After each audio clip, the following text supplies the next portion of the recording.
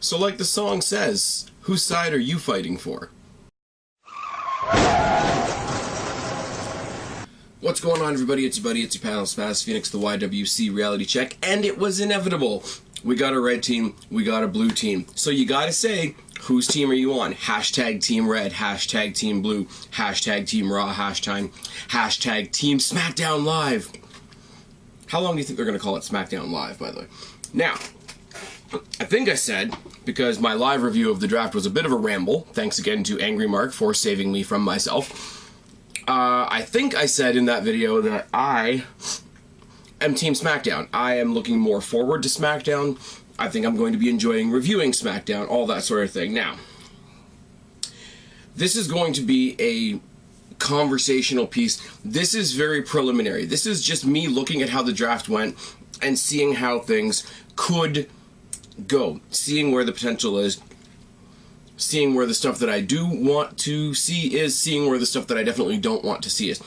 Now, this is not meant to be argumentative. Now, I know just as many points as I make here for SmackDown, somebody else could come out with some very, very valid points for Raw, because I don't think SmackDown is going to be perfect, and I don't think Raw is going to be horrible, but this is where I'm leaning, and this is my loose description as to why. It's only a couple of points, and it's again very loose. We got Battleground tomorrow night, and that could change everything that I'm saying right here.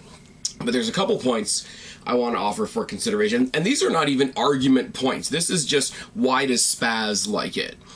So before anybody gets offended, anybody wants to argue, anybody wants to come out here and see that I'm stating these things as fact, these are purely my opinion, you know, what hits me in the chest as a wrestling fan.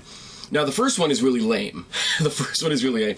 We saw, and I put them out on Twitter and Instagram and Facebook, I think yesterday, the new logos for Raw and SmackDown are fucking horrendous.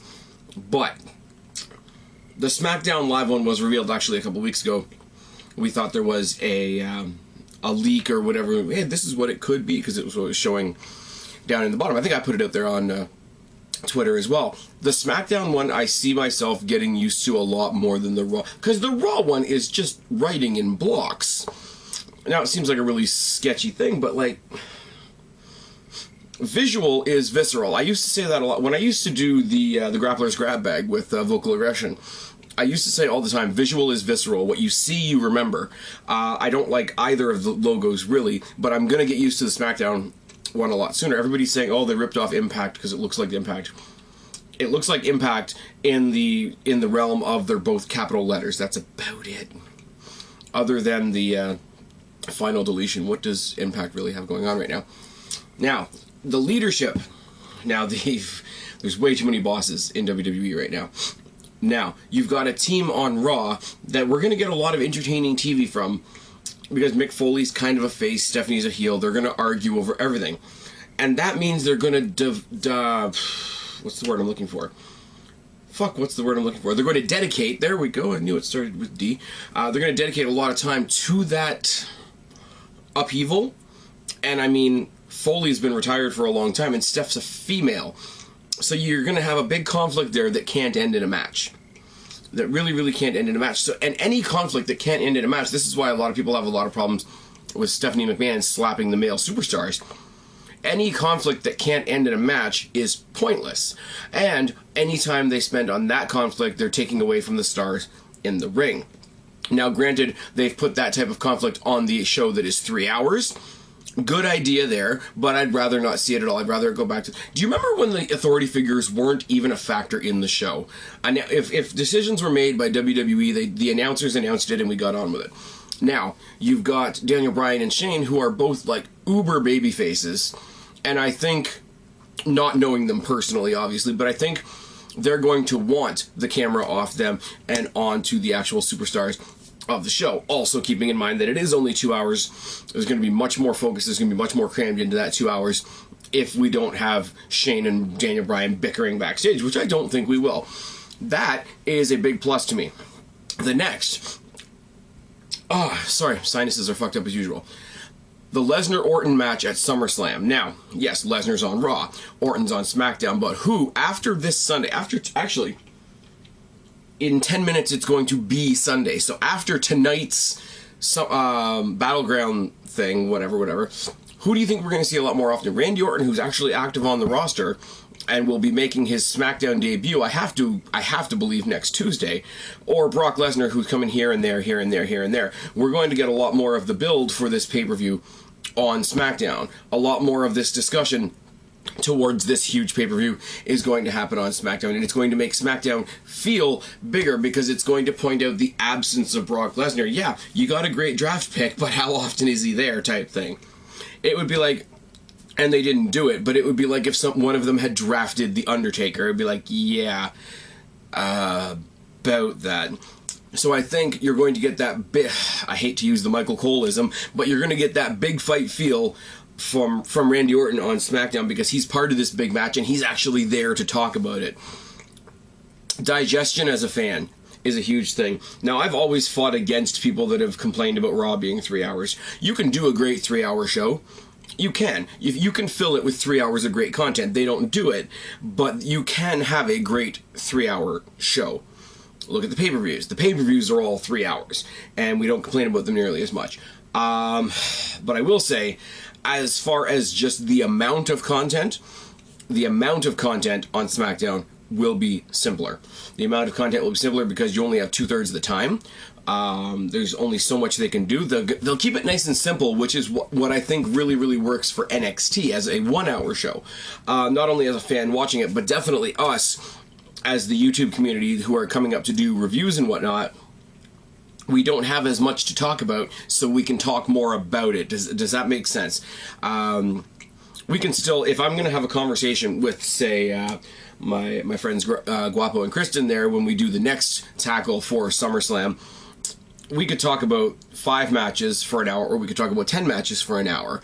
What's going to change is how much time gets given to each of those matches, and that's an idea that just spreads out over both Raw and SmackDown. You can have 3 or 4 really great 2-segment matches on SmackDown, or on Raw rather, or you can have a bunch of little insignificant 1-segment like squash matches. It's not about the length, it's about what you do at the time, as far as the quality of the show, but as far as the quantity of what we're trying to absorb, 2 hours is going to be a lot easier than 3, like we know that much. AJ Styles is there, without the club. Now I know, if you watch New Japan, if you watch ROH, whatever, everybody was really hyped about the club, but I think people that do like the Bullet Club are disappointed with how it's played out on here, because as far as I know from people that do watch Japan, do watch ROH, the Bullet Club was basically like the NWO of those companies. Please, if I'm wrong, tell me in the comment section below, because I haven't seen anything. But what you had instead was just AJ Styles showing up, to most of us looking like the AJ Styles of TNA with a different haircut, and then when his boys came along and joined him, they just turned into goofball. Like, they're beating the crap out of people, but they're being goofballs, and I don't think anybody really likes it. AJ Styles as a worker is fantastic, and because he's got all this backup, the fact that he's the great worker and puts on great matches has really gone to the back burner of the faction storyline rather than check out this fantastic worker. With the club being drafted to Raw, the other 2 members of the club being drafted to Raw, and AJ being back to being a singles guy unless he wants to recruit more people, I think it's going to be a really great platform for him, especially going into what I can only assume is going to be a one-on-one match with himself and John Cena at SummerSlam. It's just better. It's just because whenever there's a faction, here's the thing, and I said this about the Shield, I said this about the Wyatt family, to a lesser extent I said it about the New Day when they were trying to be heels. When you have a team of 3, their competitors are always 3 single stars randomly put together, or a tag team and a single star randomly thrown together, like Enzo, Cass, and John Cena. John Cena with anybody else looks funny, because we all know John Cena's the golden boy. John Cena's up on the upper echelon where nobody can touch him. So the idea that he's part of a team is laughable on its face. So to have some random people, I mean, granted, it could have been worse. It could have been the Usos again, but John Cena with anybody else looks really funny. So AJ Styles here with all the backup, even if he wins, he doesn't look that strong. I want I'm a big fan of AJ Styles. AJ Styles, when I first flipped over to TNA, most of you guys know this, AJ Styles and the rest of the X Division were one of the main reasons I kept watching after they fucked up Jeff Hardy's character royally. So I've always been a fan of AJ Styles and what he can do in the ring. He hasn't even scratched the surface in WWE of what he can do in the ring. If we get rid of the heel, the faction, the 3-on-1 beatdown, the numbers advantage, as JBL overuses the phrase, we go back to AJ Styles being a fucking phenomenal wrestler, and that works for everybody. Similar can be said for the Wyatts. Now, Braun Strowman got drafted to Raw, and we'll talk about that in a second. Rowan and Bray Wyatt are on SmackDown, and Luke Harper, conspicuous by his absence and his very, very cryptic tweets on Twitter, wasn't really drafted anywhere. I have to assume that Luke Harper is going to go back to SmackDown. Now, here's the deal. Here's why I like this. Bray Wyatt, I just finished talking about how AJ Styles came in, then he had backup and it looked all shitty. But Rowan and Harper are really backup guys. And Bray Wyatt, it's just different with Bray Wyatt. And this is, again, my take, and if I sound like a hypocrite, that's cool. You can let me know that I sound like a hypocrite. Bray Wyatt, part of his appeal is how charismatic he is and how often people follow him. So in this sense, having these two guys, Harper and Rowan, the originals, with him, shows like that charismatic drawing power of the character. It doesn't necessarily have to boil down into a beatdown. They can just be there in the background as a reminder of his power. Now, they came from NXT to the main roster as a unit. So as far as the fans are concerned, the Wyatt family is Wyatt, Rowan, and Harper. When they threw Braun Strowman in the mix, it's just like, okay, you just grabbed a big guy because you wanted to make the group bigger, and you think that Bray Wyatt needs another guy to make himself imposing, when Bray Wyatt is already so fucking imposing by himself. Plus, the worst kept secret in history that Braun Strowman used to be one of the Rosebuds, one of the party time, all the time guys on the Exotic Express with Adam Rose, and we see where Adam Rose ended up, so there's that. So there's we've kind of hit a reset button, and if what I think is correct, we're going to hit the reset button to the point where the Wyatt family that we all loved in NXT, and all loved when they first came to the WWE causing havoc like they did, will be back in their original form, and I think a lot of fans will be a lot more comfortable with that, and I'll be a lot more comfortable with that. And Bray Wyatt can just go on being fucking awesome. Cena on SmackDown was never really in any doubt for me, because it's so obvious that you put the main guy on the main show that WWE could take it and swerve us. And oh my god, look at this, we didn't do what we thought you were going to do. But it's so much that way that became the predictable move. If I know I didn't say that very well, but here's the deal. You put John Cena on SmackDown, you know he's not going to be in the main event scene, at least not right away, which means he's going to have more time, because there's less people, there's less numbers, there's less, everybody's got a little bit more elbow room.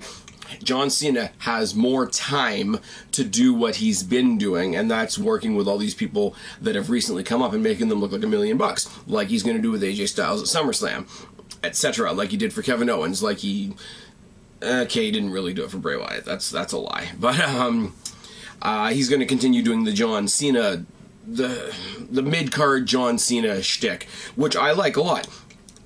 Now we come down just to superstars that I like, that I personally want to see. Now, I'm not gonna lie, I like Sasha Banks. Sasha Banks is fucking awesome. I'm on the bandwagon for that one. But why are we beeping? Why is that a thing? Doing a video over here, just stop. But you guys all know as well, when they did the Divas Revolution, which is a really shit name, especially now, Sasha Banks was the favorite. Charlotte was the one with connections, the one with family, the one that we had to respect because she's Ric Flair's daughter. And the one that got lost in the shuffle was my personal favorite out of the three, which is Becky Lynch. And we got Becky Lynch on SmackDown. The other half of that, you guys know, I said it every week almost, up to and including the week before the draft. The best heel NXT had up until last week, and I don't mean just bad guys, because Joe's a bad guy, but people love him. Yes, Austin Aries is a bad guy, but people love him. But I mean, the best heel for actually getting heat from the crowd and doing it the right way was Alexa Bliss. The one thing I wanted to see before she left NXT was Alexa Bliss versus Asuka, but her coming up to the main roster is a cool consolation prize. Now, what does that mean? That means I get another match that I've been waiting for a long time, that I've wanted for a long time, on the main WWE stage, and that is Alexa Bliss versus Becky Lynch. Because if they waste either of these girls' time with Naomi, I'm the fuck out. That's what that is right there. American Alpha kind of speaks for itself. The popularity of American Alpha and the athleticism of the guys in American Alpha, this is one of those things where it sounds like an overstatement, but it's really not. Could revitalize the tag team division. Now, they're on the show that doesn't have the tag team belts right now, and WWE's got to figure that part out. But it's going to be great. I hope they interfere with something. I hope they friggin' when the New Day is facing the Wyatts on Sunday, I hope the American Alpha come down and interfere. Not in a heel-y, like, we're going to fuck with you kind of way, but maybe a stand down after the match. Maybe, we just got drafted to SmackDown. Wouldn't it be nice if we took those titles with us? Type of idea. I think that could be really cool. Alberto Del Rio is another guy that you guys know that I love, who's being fucking incredibly underused right now. Great guy in the ring. Great heel when they give him a push. I don't know why they did the whole League of Nations thing. That was fucking shit, wasn't it? But Alberto Del Rio is a guy that I like to see. The rumor is he's going to go back into a feud with Kalisto again, which I'm okay with. SmackDown can always play up the fact that, yeah, Raw has the Cruiserweight division, but they have one of the best Cruiserweights on the roster on SmackDown in Kalisto, and they could do some interesting creative things there. The last thing I'm going to say, and this is the one that basically I know I'm out on an island on, my two underdogs, my guys that I want to see succeed despite their shitty gimmick, is Breezango. Now, I know, put all the hate down in the box below, tell me how fucking crazy I am, but Fandango can go, Tyler Breeze can go, or whoever the guys behind these characters are, they can go. And in the ring, they're meshing as a pretty fucking good tag team. And I think the reason they're doing that is there's no pressure on them because nobody thinks they're going to succeed, and somehow that works. Talk about throw together tag teams. Look at the fucking New Age Outlaws, for example. Look at a team that I didn't like, but apparently other people did. Deluxe Man. Something like Team Hell No. And they're going farther than those two teams did. They've actually gone to the singular music. They've actually gone to the, similar attire, starting to come up with tag team maneuvers, acting like a team, not just two guys that fight together a lot. Give them a little bit of a gimmick change, pull back on the gimmicks a little bit, make them a little bit more serious. This could be a legitimate tag team to deal with on the roster. And I'm going to keep saying that until somebody unequivocally proves me wrong. Tell me down in the box below why these guys can't be a success, other than the current gimmicks they have are kind of shit. You can't do it. And these guys are going to flourish on SmackDown. I think these guys would drown on Raw.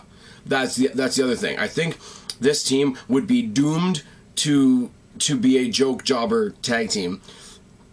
But on SmackDown, because Shane McMahon and Daniel Bryan have said, there's no glass ceiling. It's not just going to be the same old shit. We're gonna focus on the new guys and all that sort of thing. I think SmackDown is where, if this team is going to succeed, it's going to succeed on SmackDown, and that's where they are. And I want to see it, and that's the thing. Now, I will say that obviously I'm still going to be watching Raw. Obviously, there's a lot of cool things on Raw, but there's a lot of potential for problems on Raw.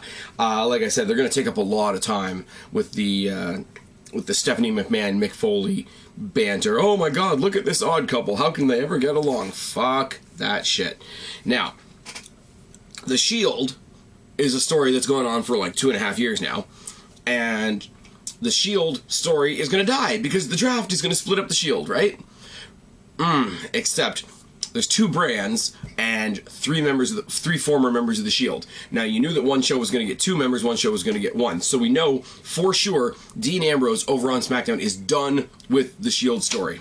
We don't know that about Rollins and Reigns. They could drag it out and drag it out and drag it out. And I'm sorry, that's going to be like dragging your feet through molasses in January if this story doesn't eventually end. Same thing goes for Owens and Zayn, who have been fighting since ROH, who have been fighting since before ROH. Roddy Rah. We were all hoping that these guys were going to have their last match at Battleground because they are advertising it as their last match at Battleground, but they're on the same show.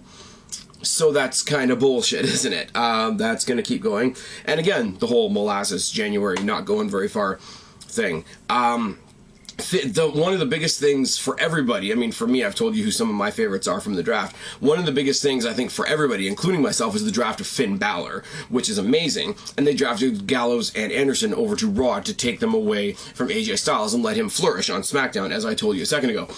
Now, my problem is the badass that they've built up Finn Balor to be could be ruined if they do the Balor Club this way. Because I think they could take the goofy club shtick that they're doing, pull out AJ, stick in Finn, and keep being goofy, and that will just break everybody's heart, including mine. I want Finn Balor to have it. I mean, I know the Bullet Club, Finn Balor, AJ Styles, the Anderson, Gallows, Roddy Rah, whoever, we're all together in that group, or at least so I've been told, with the Young Bucks and a couple of other people.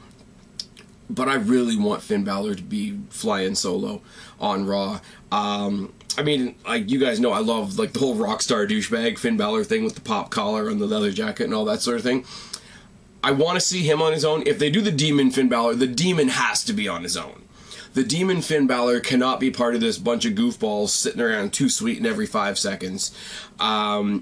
It'll ruin it. It'll be like taking The Undertaker and turning him back into Mean Mark Callis from WCW back in the day. It just won't work. I really hope they don't fuck up Finn Balor, but there's a chance. And then there's just, again, there's stars that I have no interest in seeing whatsoever. I could not be paid to give a fuck about Nia Jax. You guys know how I feel about Titus O'Neil. And then you got Mark Henry, Big Show, Braun Strowman. And apparently the feud that they're going to be setting up is Braun Strowman versus Big Cass, which breaks my heart because Big Cass is one of the guys that I like that's been brought over to Raw. I mean, Enzo and Cass and their shtick is great. Again, it's the New Age Outlaws thing.